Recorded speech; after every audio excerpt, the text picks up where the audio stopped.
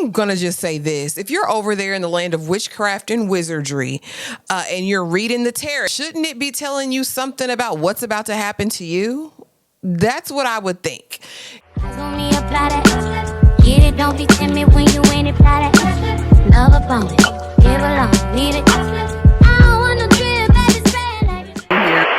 My name is Ashley, and this is My Sweet Perspective, where I give my take on all things TV and movie related, and I am here to put you on, okay? I'm gonna just say this. If you're over there in the land of witchcraft and wizardry, and you're reading the tarot, shouldn't it be telling you something about what's about to happen to you?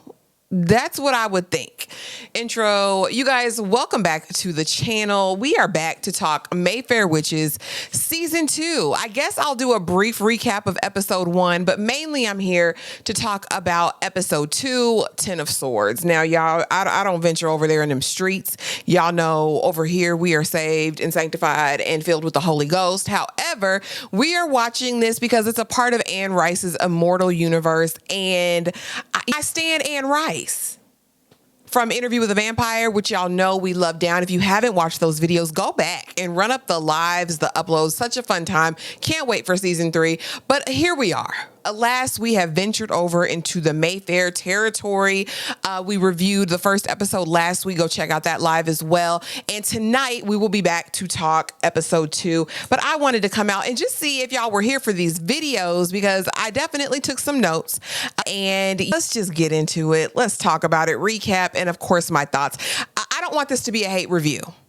All right. But every episode I go into this putting my guard down and just say, Ashley, just watch it for watching's sake.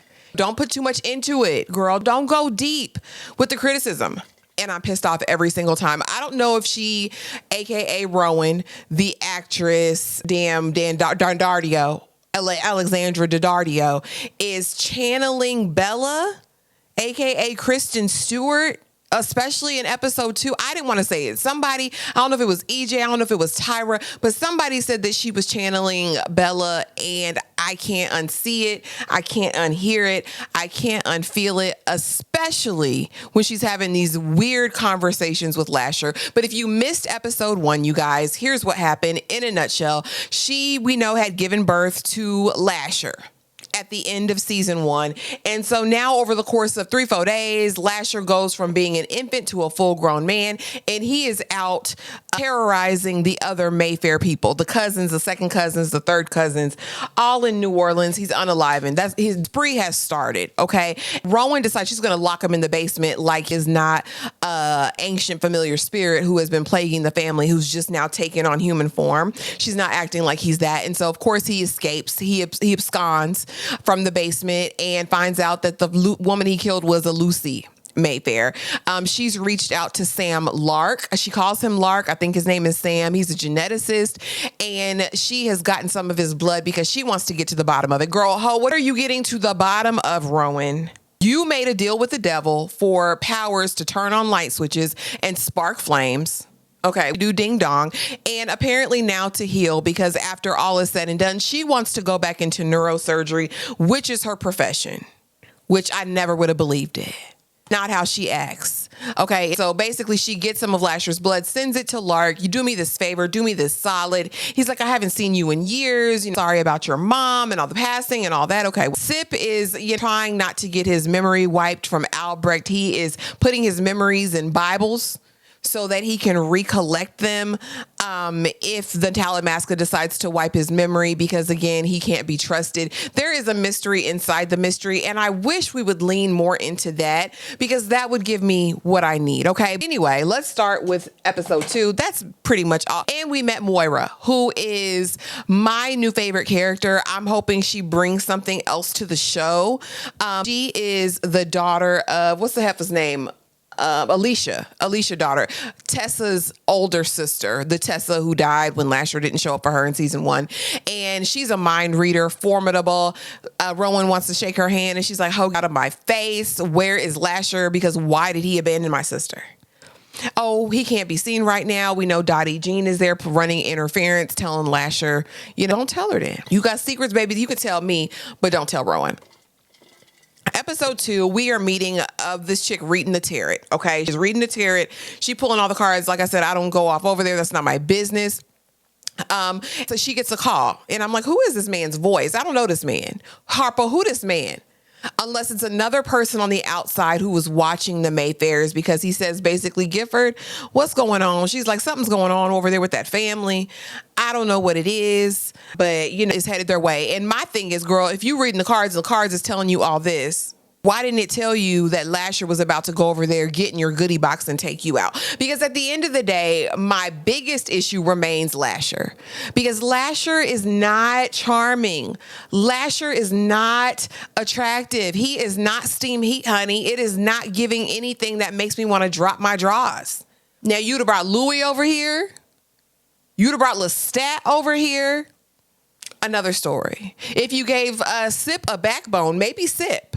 But Lasher is just not giving that. Okay, so she's, you know, maybe it's good we have our time apart, but apparently she is still looking out for the family in a way. I don't know, child. I don't know. Lark has the results of the DNA, and he says it's unhuman.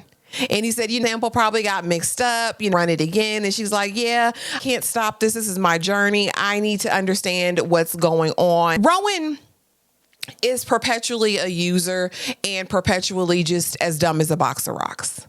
She knows Lasher is out here unaliving people. You claim to have all of these powers now, but there's nothing you can do to mitigate this damage. You done bound the house so Sip can't get in, but you didn't bind the house so Lasher couldn't get out.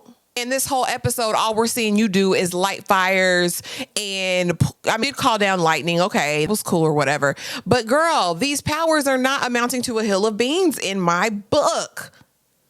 I just don't get it. Meanwhile, Courtland is in between space, I guess. It's a precursor to hell in my mind. And we meet Julian. Now, Julian is another character that I'm actually intrigued by. He and Moira are in my top spots right now because these people can act. They're acting. Okay. And so Julian is there. And if you don't know, Julian is the brother of Carlotta, of all them people, the OGs. Okay. The family and Courtland's daddy. And Julian was hell on wheels. We learned in the first episode that Julian was just ingratiated into Lasher's whatever Lasher wanted, Julian was going to do. He availed himself to Lasher. He gave himself to Lasher.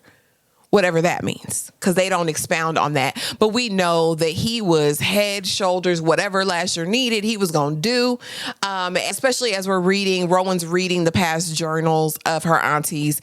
And basically this one auntie is talking about Julian and Lasher's relationship. And so Julian long dead, apparently, and Courtland's down there and eating all kinds of meat and basically just berating Courtland, saying you're useless in general, right? But what you did was you accomplished your purpose, stay down here and serve me for eternity. And he's serving him all kinds of meats. Eventually he cuts off his own left arm and feeds it to his daddy. And I said, well, you're not your left arm. You know, I guess it's just to go to show how weak Courtland is in the power that Julian had over him in this space. But eventually Rowan's going to need him and she's going to wake him up. Right. So anyway, a lot of the episode is dealing with them. But again, I'm intrigued by Julian. I really would like to know more about him. I'm hoping at some point we get some flashbacks where we get to kind of deeper into that. We see, of course, cousin Gifford, and she's outside, and Lasher done smelled her because Lasher, again, is on the loose. And so he finds her, and immediately, you don't know this man's name. He won't give you any background on who he is. Y'all are having conversations. Next thing, you're busting it wide open on your couch. You invited this demon into your home? I don't think it's working for you, girl. You might want to go on and convert. You might want to come out of the witchcraft and wizardry because it's not...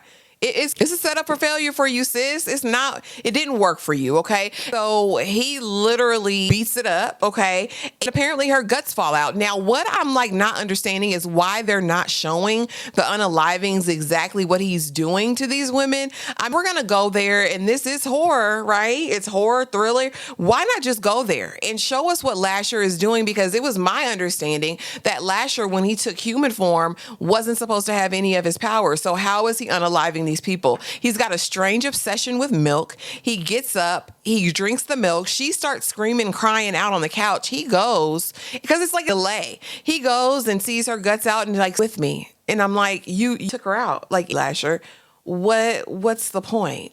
Now we have damn Rowan going out because we find out the news has gotten out that the Gifford, dead.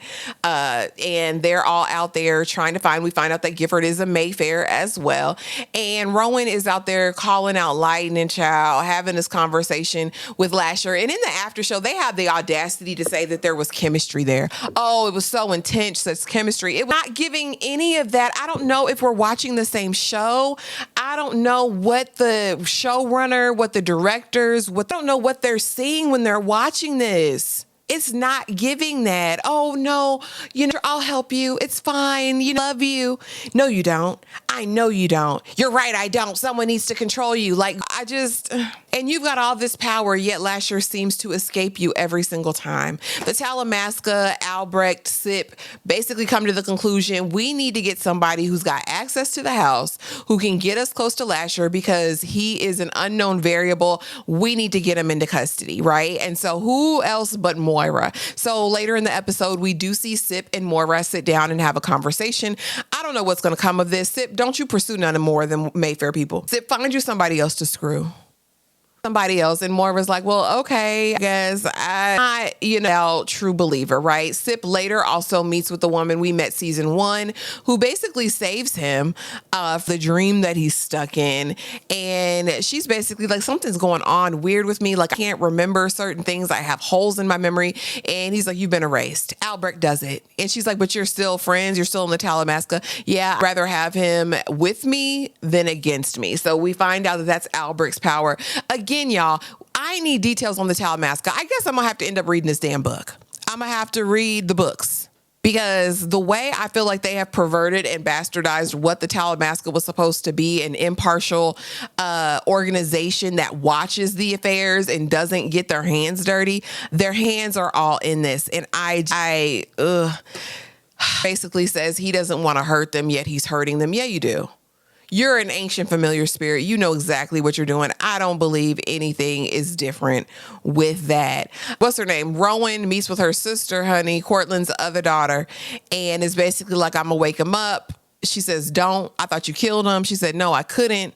Okay, so we wake up Courtland. He gets out of there, and now he's willing to help. Courtland is always going to be unpredictable because at the end of the day, he's still seeking something. Sort of validation, some sort of something. So he's definitely unreliable. We'll see if he can help. We'll see if he's not. Again, it doesn't give anything. Lasher goes to see Alicia. Honey, I guess she said she always had a crush. Family is adoring to Lasher. And I'm like, again, what has he done so deep, baby? He got your daughter killed. He got Tessa killed, Alicia. She don't care. She ready to bust it down. Next thing we know, she's dead too. She's dead too. And now Moira's got to be mama because we know that there was the other daughter too. I guess it just confirms that Moira's going to be here with us for a while. And I'm here for that. Last but not least, Lark pops up in Louisiana and Rowan is not like you so much. I appreciate. She's like, why are you here? No, you can't come in my house. I'll walk you to the hotel. Rowan is just, Rowan is one of the worst characters I've met. I don't know.